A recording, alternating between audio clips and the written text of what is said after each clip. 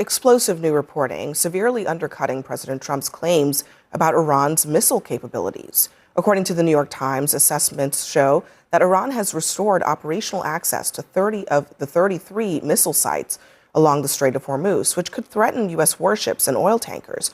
Only 3 of the missile sites are totally inaccessible. The Times also notes that Iran still has about 70% of its mobile launchers and has retained another 70% of its pre-war missile stockpile.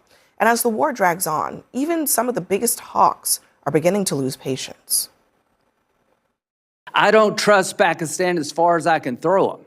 If they actually do have Iranian aircraft parked in Pakistan bases to protect Iranian military assets, that tells me we should be looking maybe for somebody else to mediate. No wonder this damn thing is going nowhere. So, I appreciate all you've done. He says it's going nowhere. And Jason, we've talked about this with you on the show for several months now at this point.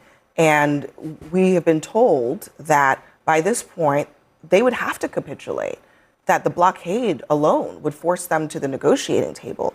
That really has not happened.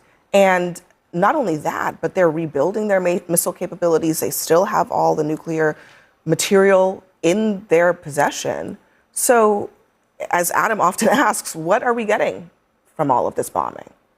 Well, we might get more bombing if they actually do get close to what the New York Times is reporting. I mean, obviously, the White House has pushed back on some of the claims about their capabilities and their access. I think one can reasonably look at how they're acting right now, and they're certainly not using those missile sites at this point. If they do, in fact, have access to it, I think the president doesn't want to get involved more so militarily. He's giving them every opportunity. The blockade is, in fact, working. Their economy is weakened. It's going to take some time, and I think that's the one thing that the president, just from a messaging standpoint, is in a really tough spot. He's not going to come out and say this is going to take 6 months, or you cannot put that kind of, you cannot put that kind of timeline on any of this, because you're basically telling the enemy that all you have to do is wait this out for X amount of time. So politically, that puts him in a tough spot. But as I've said, and I do think that this is bearing out as truth, he's willing to take political hits because he thinks what's happening now, the end goal is the right thing. And I agree that the end goal is the right thing. It is reasonable, and you've made a very good point about whether or not it's worth it, the pain that the American people are feeling. We should be having that conversation. It's important to have that conversation. He's taken a stance, and now the response is going to be political. The problem is, you said he can't say 6 months or a year, but he did. He said a week. Like, everything you're saying he can't do, he already has done it, and he's done it incorrectly. And so then that makes people feel confused. And then you get reporting, you hear in June that their stockpile was under rubble. Like, well, just no, he didn't say under rubble. He said it was basically eliminated. Obliterate, thank you. That reporting doesn't match up. So I think the American people actually agree, you and I agree, and probably everyone at this table, that Iran should not have a nuclear weapon. Yeah. And I think if the president from the very beginning was more honest and said, we're committed to this until the end, and not put premature, or unnecessary, or just ambitious deadlines that we all knew were false, and said, and you know what, Americans, I need you to go with me on this because you will experience some pain, but I am committed. But he hasn't done that. Can I push back on one point? Sure, that's what we're here for. So had he said that from the beginning, would any of the reaction from folks on the left, his critics, been any different than what it is now? Probably not, but at least he would be acting with some integrity and honesty. Right now, if you don't believe in the war, maybe you don't believe in the war, but I think that right now he's talking out of two sides of his mouth, and so it is much easier for me to be a lot critical of him because he's being inconsistent. But here's the thing. I mean, I think it feels to me like it's a lot simpler than this. You just said that at least he took a stance. Well, it seems like the stance that he took may have been a massive miscalculation. And if that is the case, that's a leadership test. Yeah. Leaders either make good decisions or they make bad decisions. And it's possible that right now we are living through a bad decision and the consequences of it.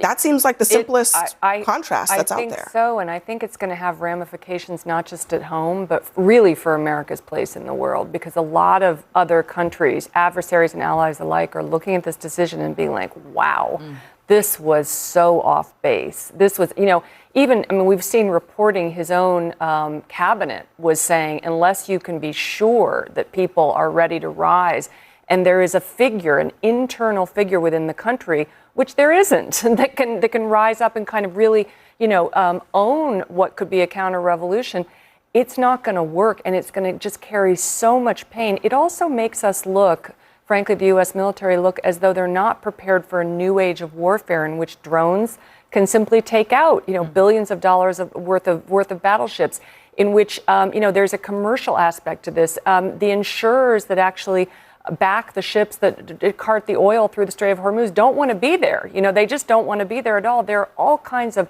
geoeconomic considerations that just don't seem to have been thought of at all, and it makes us look very naive. Yeah. I just want to address the absurd reframing that I heard here 1 second ago. This idea that Donald Trump is willing to take some political hits as if this is all some intentional strategy on his part. When this war started, we heard 3 or 4 different things. No missiles, no nukes, no terrorists, and maybe regime change. That's what he was going for. Regime change has not happened. The IRGC is still in control. It's not going to happen. The IRGC is, listen, the IRGC is so deeply embedded. Cardboard cutout. The IRGC is in Iran, and they're in charge. They're so deeply embedded in Iran's institutions that you can't just get them out unless you go boots on the ground. Who's in control right now? The IRGC. Number 2, on no nukes. What they did was scatter the scientists around the country and put all of the blueprints into the cloud, so it still exists. Yes, the nuclear is, the enriched uranium is buried under rubble, but it's still in Iran. They can just rebuild, get the info from the cloud, and then rebuild again. So that takes me to no terrorism. They can still fund terrorism. They'll likely get money from this deal, and the Strait of Hormuz will likely be told 3 months from now. So they're going to keep taking money. What was the last one? No nukes, no terrorists, no missiles. Okay, we just talked about that right there. They clearly still have missiles. In fact, our own supply, has been depleted. Bring the UAE closer to us. Our own supply has been depleted by 1/3 to 1/2. Because we have a ceasefire. Because they successfully convinced Trump that they're at a negotiating table, and yet it's been a month and there's been no deal. Actually, several of you brought this up. Who are they negotiating with, and what is the actual strategy? The son of Iran's last Shah just spoke earlier, and he says there are too many mixed messages coming out of this White House. Listen. You have to have a clear message. You have to have a clear strategy of aiming for putting an end to this regime, allowing for people to revolt, allowing for elements within the military and security forces to defect and join with the people. All of that has to be coordinated as a coherent strategy.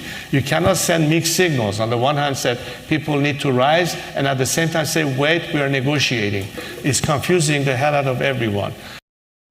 And you can't rely on it. And like you said, who are we negotiating with?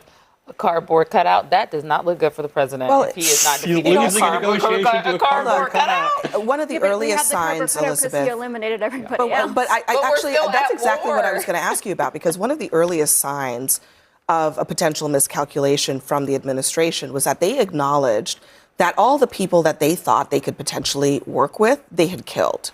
And so when you start the conflict saying that, oh, actually, we eliminated all the people that maybe we could talk to, and now we don't even know who's running the country, isn't that a bad sign that they're not really sure how this is going to go? I mean, I will never say it's a bad sign if those that want Americans murdered are no longer on the face of the earth. I'm never going to think that. And I think, look, you brought up amazing points. There's nothing good that Americans can point to thus far that we can say, hey, this is going to end tomorrow. Of course, people are worried, people are panicked.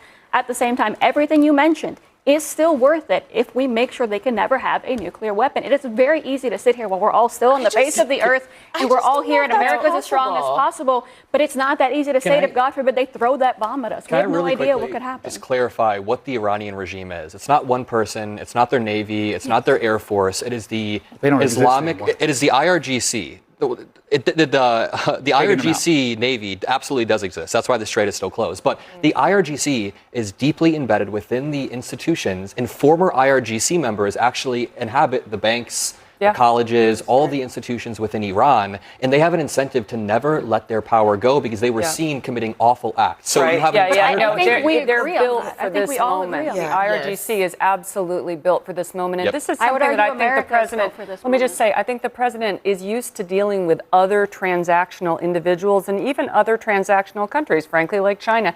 This is an ideology that we're talking about here. These people have all the time in the world to wait. They'll take all the pain. And one agreement does not kill an ideology. And so even if we come to an agreement and they say we will not build nuclear weapons, the next day they can start again. Why did we celebrate Obama's deal? That's right. I'm not saying Obama's deal was perfect, but at least it's steps forward. What I'm saying is that you're not going to bomb out an ideology unless you eliminate a whole country, and I think we all would say that. What you can do to de-radicalize is oftentimes integrate a country into the global economy, and that's what the nuclear deal did. We integrated Iran.